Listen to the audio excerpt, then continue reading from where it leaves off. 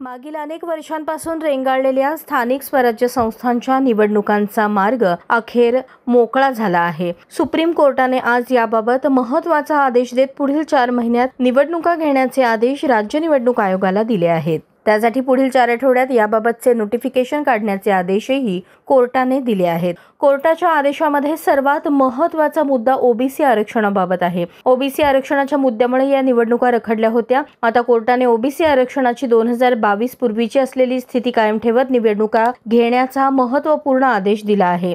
2022 मध्ये ओबीसी आरक्षणाबाबत जी परिस्थिती असेल तीच राहील असे सुप्रीम कोर्टाने स्पष्ट केले आहे। 4 आठवड्यात नोटिफिकेशन काढून 4 महिन्यात निवडणूक प्रक्रिया पूर्ण करण्याचे आदेश कोर्टाने दिले आहेत। यामध्ये आता 2022 पूर्वी ओबीसी आरक्षणाबाबत जी स्थिती होती तशीच राहील। त्यानुसार पूर्वी जेवढ्या जागा होत्या तेवढ्याच जागा कायम राहणार आहेत। त्या ज्या ठिकाणी निवडणुका घेणे शक्य होणार नाही त्याबाबत अडचण असल्यास सुप्रीम कोर्टात अर्ज करून निवडणूक आयोगाला वेळ वाढवून घेता येऊ शकतो, असेही वकिलांनी सांगितले। निवडणुका घेण्यास आक्षेप नसल्याचे यावेळी राज्य सरकारकडून स्पष्ट करण्यात आले आहे। दरम्यान या काळात सुप्रीम कोर्टात ओबीसी आरक्षणावरून सुनावणी सुरूच राहणार आहे। याबाबतचा अंतिम निकाल आल्यानंतर सुप्रीम कोर्टाचा आदेश सर्वांना मान्य करावा लागणार असल्याचेही वकिलांनी सांगितले।